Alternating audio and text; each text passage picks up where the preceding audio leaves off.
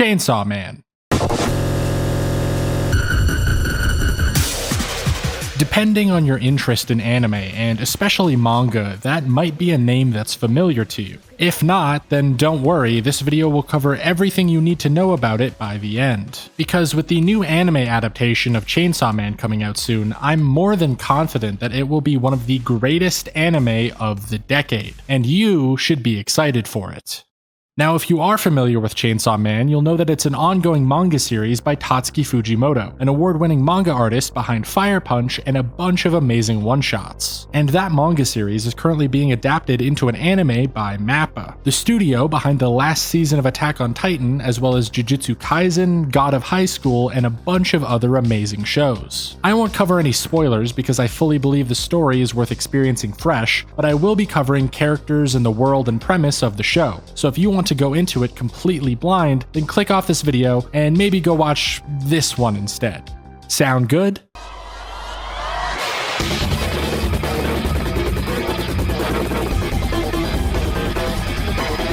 Now, before I talk about the history of Chainsaw Man in general, I want to talk about my history with Chainsaw Man, because there's really a single reason I'm making this video.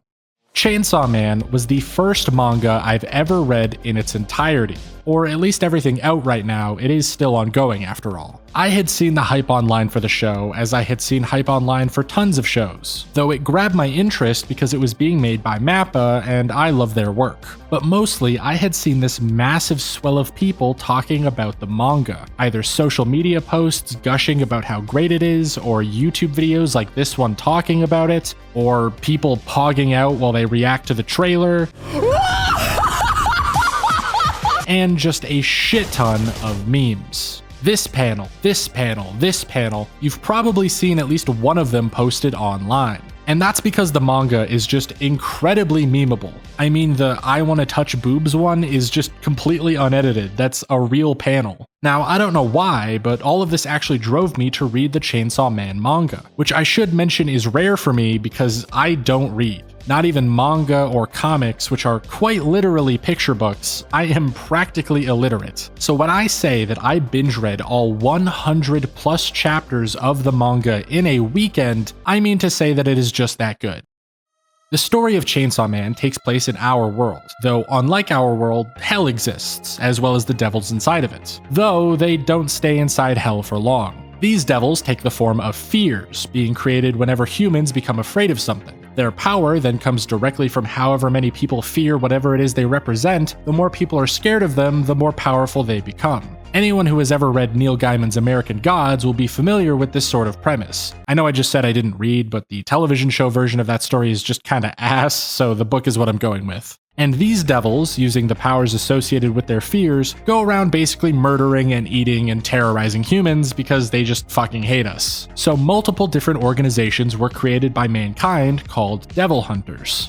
And they, well, it should be pretty obvious what they do. Devils can be killed, and so devil hunters do just that. However, humans in this story don't have powers. They're not special. The way they get the power to fight devils is actually by making a contract with another devil, because a contract with a devil is unbreakable. So people make deals where they'll give up some part of themselves in order to use a devil's power. The more you give up, the more power you get. Hence why so many devil hunters in the story are missing limbs or wearing eye patches. Some do it privately for profit, some are contracted by the government. All of them are severely fucked up, because it takes a certain kind of person to do what they do. And that's where Denji, our protagonist, comes in. Because through a series of events I won't go into detail on involving a cute dog named Pochita, he's a human that's able to turn into a devil. The Chainsaw Devil, to be specific. By ripping a cord in his chest, he has chainsaws burst out of his arms and face, allowing him to shred his opponents into pieces. And with his insane durability and regeneration, he takes a fighting style where he just throws himself at his enemies until one of them is dead. Now, I shouldn't have to tell you how fucking metal that is. But yeah, it is. The main character is literally just the Doom guy, ripping and tearing his way through devils with no regard for his personal safety, and a group of devil hunters working for the government have hired him to be their heavy hitter on the front lines, taking on some of the most dangerous devils out there.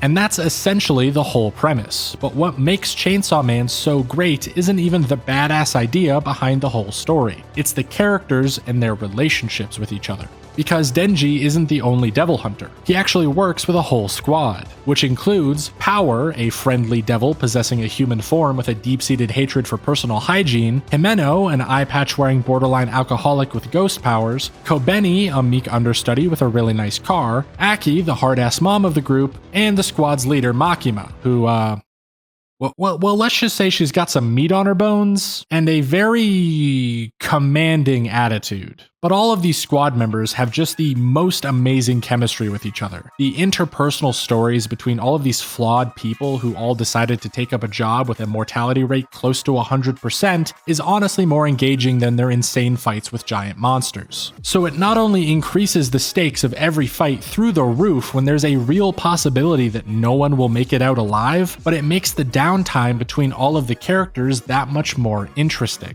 There is a good chunk of this story dedicated to what is essentially slice-of-life stories between all of these people. It goes over how they deal with trauma and loss, how they motivate themselves to keep going, and how they try to forget just how miserable their lives can be. Which brings me to the comedy of Chainsaw Man, which you might not think would be a big part of it, considering how depressing I just laid out the story is, but that depressing attitude in a lot of the story is exactly what makes the absurdist, stupid comedy in the manga that much funnier. Denji, our protagonist, is an idiot. He is just straight up dumb. He's a broke teenager who's constantly hungry or horny, or most likely both, and one of his only motivations for killing devils is the fact that he might get to touch a girl's boobs afterward. That is his actual goal in life. It's ridiculous, endearing, and hilarious. And the rest of his squad is not much better off. Most of them have insane character traits or relationships with each other. And there's this very real sense of nihilistic humor they all share in the face of overwhelming danger. So the whole cast all have their own moments of genuine hilarity, usually brought on by some conflict in their outrageous personalities. Or the manga itself will just punctuate horrific moments with stupid, dumb humor. Pretty much every character you'll meet in Chainsaw Man is either charming and likable, or relatable because of their faults and imperfections, or just straight up horny. Sometimes all three. My personal favorite is Reze, by the way. Reese, I have no clue how to pronounce her name, or any of the characters' names for that matter. I've only read the manga, but she's the bomb. I fucking love her.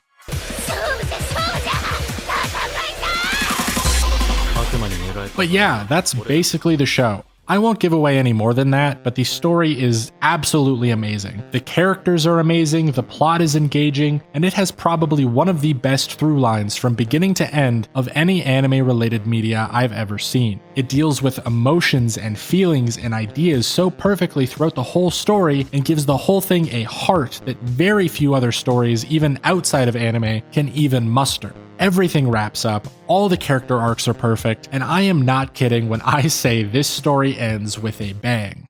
Oh, and if any of that wasn't enough for you, there's full frontal nudity. I don't think I need to say why that might interest someone, but hey, let's just say I find Denji very relatable.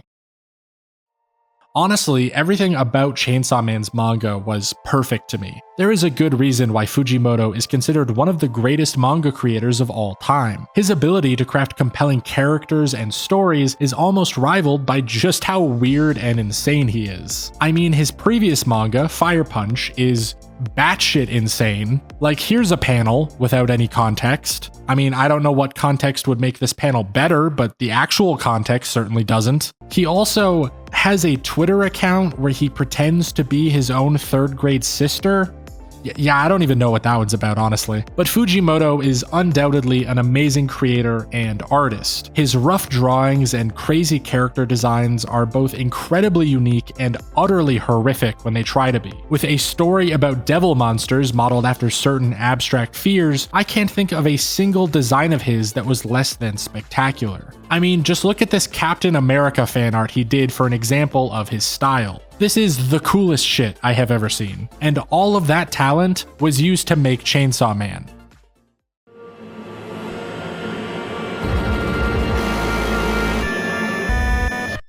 Now, to be fair, what I've talked about so far is the manga Chainsaw Man, not the anime adaptation. And any fan of Promised Neverland or Tokyo Ghoul will tell you that even the greatest manga can have an adaptation turn to shit. So let's look at who's behind this anime.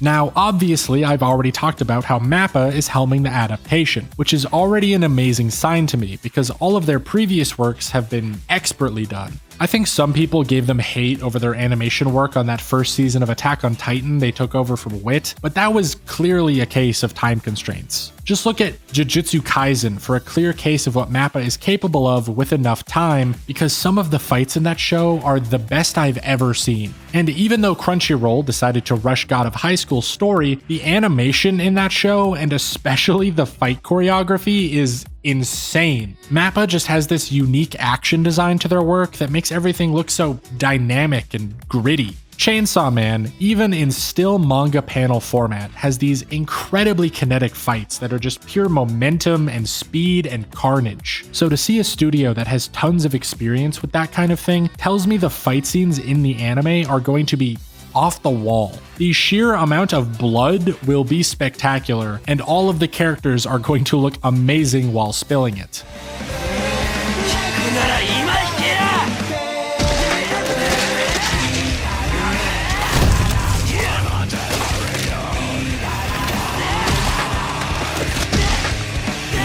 But still, MAPPA is an animation studio. It's a company, not a person. So who are the people actually behind Chainsaw Man's adaptation? Well, I had to do a little research on this one, but I think I found some very reassuring results. The director of Chainsaw Man is Ryu Nakayama, who might not sound familiar to you. Honestly, none of these names were familiar to me. I'm no anime expert, but what will sound familiar is what Nakayama worked on previously.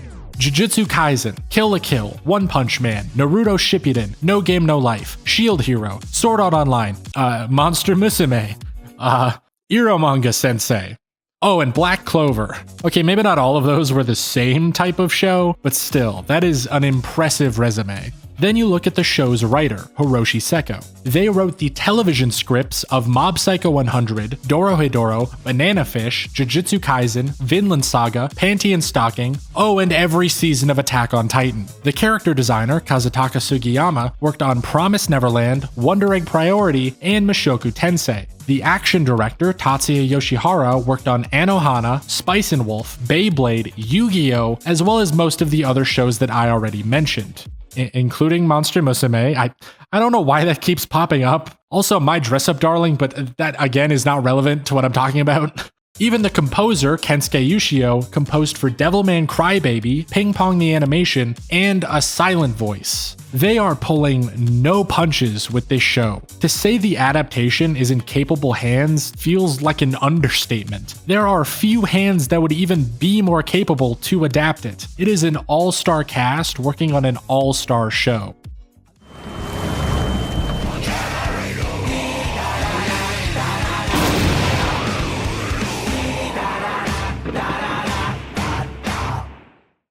So after what I just covered, I don't know how you can't be excited for Chainsaw Man. I have seen nothing less than the best of the best on every single front, from the original manga to the people adapting it. Chainsaw Man, without a doubt, is going to be the anime of the year and probably many people's favorite anime of all time. I am already hyping it into oblivion because I just cannot wait to see it. I mean, seriously, if you've gotten this far into the video, I would highly recommend reading the manga. It is on its second arc right now, and it is well worth it to read the entirety of the first one to prepare for the show, because it is just one of those stories I feel is going to be even better to experience with the knowledge of how it ends. And the show is obviously going to be amazing. I know it's going to be amazing. I just spent the entirety of this video explaining why it's going to be amazing. Everyone should be excited for this show because I truly believe it's going to be one of the best of all time.